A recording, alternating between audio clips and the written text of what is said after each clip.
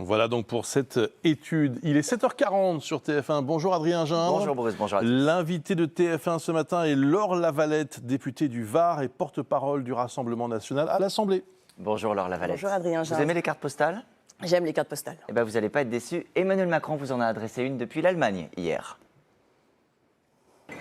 Regardons autour de nous la fascination pour les régimes autoritaires. Partout dans nos démocraties, ces idées prospèrent, poussées par les extrêmes et en particulier l'extrême droite. Ce vent mauvais souffle en Europe, c'est une réalité. Alors réveillons-nous. Ce vent mauvais, c'est vous.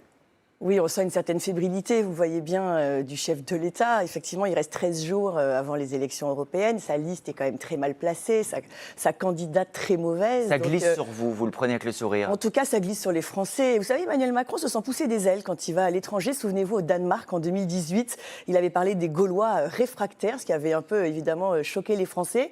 Voilà, il a une espèce de pudeur qui s'en va, il se sent pousser des ailes, rompant un peu d'ailleurs avec la tradition qui fait que souvent, à l'étranger, on ne parle pas de ce qui se passe au niveau national. Quand il est arrivé en Allemagne pour le début de cette visite d'État, il a aussi eu ces mots.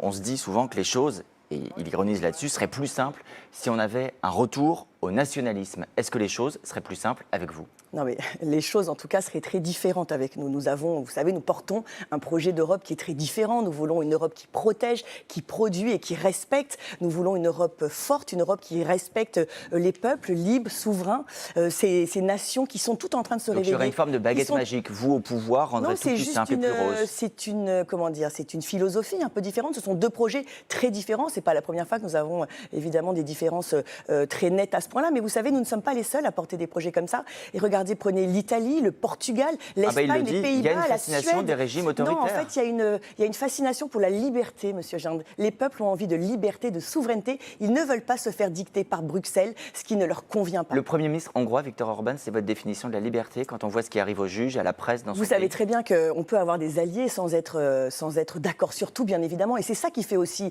la richesse de l'Europe. Souvenez-vous, sa devise, c'est unie dans la diversité. Nous voulons le respect des peuples. C'est pas n'importe quelle diversité, en Nous voulons garder notre droit de veto, par exemple, vous voyez, alors que la liste de Valérie Hayert ne veut pas. Ces candidats ont voté, enfin en tout cas, ces députés du groupe Renaissance ont voté le rapport Verhofstadt qui fait que nous n'aurons plus de droit de veto, ce qui pose une vraie question, puisque ce droit de veto est consubstantiel, évidemment, à la souveraineté. Vous n'avez plus de fascination pour la Russie ? Non, enfin, ça fait bien longtemps, monsieur Gindre. Il faudrait poser la même question à Emmanuel Macron. Souvenez-vous, il a quand même reçu Vladimir Poutine quand il était en vacances dans mon département. Donc la fascination des régimes autoritaires, c'est derrière vous. Mais il n'y a pas de fascination pour les régimes autoritaires, mais absolument pas, monsieur Gindre. Jamais. Par contre, que vous essayez de le faire croire, un peu léger ça.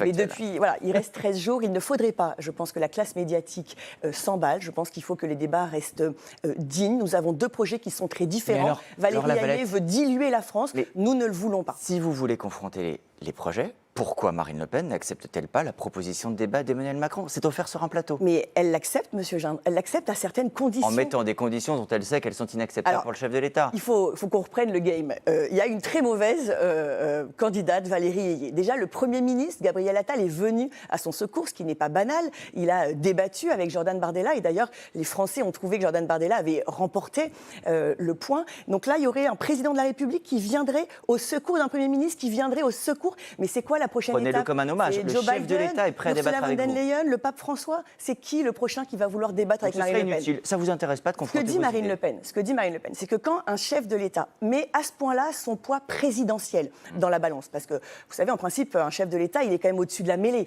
Vous imaginez bien qu'il n'a pas les mêmes prérogatives, ni qu'un Premier ministre, ni qu'une tête de liste lambda.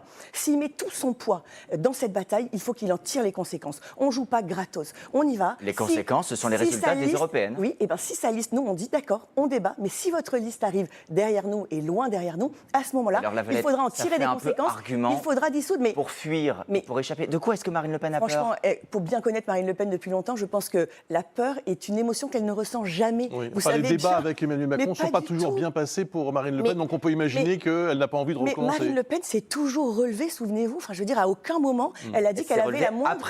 Elle a dit qu'elle mais pas du tout, il n'y a aucune appréhension. Ce qu'on veut dire, c'est que, encore une fois, s'il met tout son poids, un peu comme l'avait fait le général de Gaulle avec le référendum, qu'il a perdu et il a démissionné. Mais je crains malheureusement qu'Emmanuel Macron n'ait pas la stature du général de Gaulle. Laure Lavalette, puisque vous voulez des conséquences nationales à un scrutin européen, on a entendu Jordan Bardella dire en effet il faudra dissoudre l'Assemblée nationale si la majorité présidentielle est battue. Qu'on aille bien au bout de cette logique. Si Marine Le Pen est élue présidente de la République en 2027 et qu'une fois présidente, elle perd des élections intermédiaires, qu'elles soient européennes, municipales, régionales, à chaque fois, elle prononcera la dissolution de l'Assemblée? Alors il faut revenir au tout début de votre phrase. Quand vous dites que je veux ramener au national des élections européennes, mais enfin, tout ce qui se décide à l'Europe a des conséquences sur le national. Oui, mais allons aussi à la fin de la phrase, que fera Marine Le Pen si elle est élue présidente? Je vais aussi aller à la fin de la phrase, mais il ne faut pas faire croire aux Français que ce qui se passe à l'Europe, ça reste à l'Europe. Quand vous avez un prix d'électricité qui ne nous convient pas, il aurait fallu que nos... Est-ce que Marine Le Pen fera ce qu'elle demande? Il aurait fallu aller négocier ces règles de fixation du prix de l'énergie, et ça aurait fait baisser tout de suite les Français. Vous parlez...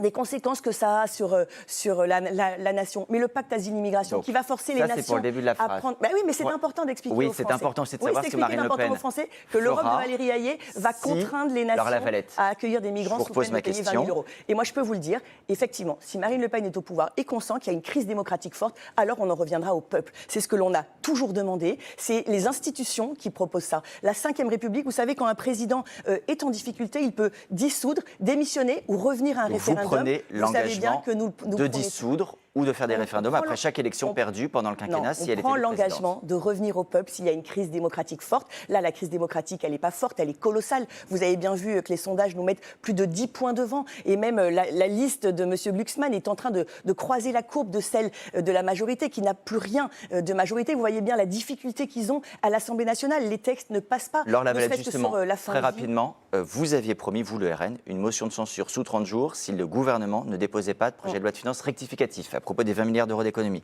Toujours pas de projet de loi de finances rectificatif. Et la censure, alors ? Monsieur Gindre, elle arrive. Figurez-vous que la motion de censure arrive. Merci de me permettre de le dire. On va la déposer et ça va être l'occasion justement de voir ce que vont faire les LR. Est-ce que les LR vont une fois de plus être la béquille du gouvernement ou est-ce qu'ils vont vouloir voter cette motion de censure qui permettra évidemment que l'on revienne aux urnes? Et un dernier mot, vous avez exprimé vos désaccords avec le chef de l'État. Est-ce que vous êtes pour le coup en accord avec sa position sur Rafah après la frappe israélienne qui est condamnée par la communauté internationale? Il se dit indigné, ces opérations doivent cesser, dit-il. Non mais bien sûr, quand on voit les images, on ne peut pas être autrement que bouleversé. Vous imaginez bien que c'est absolument terrible.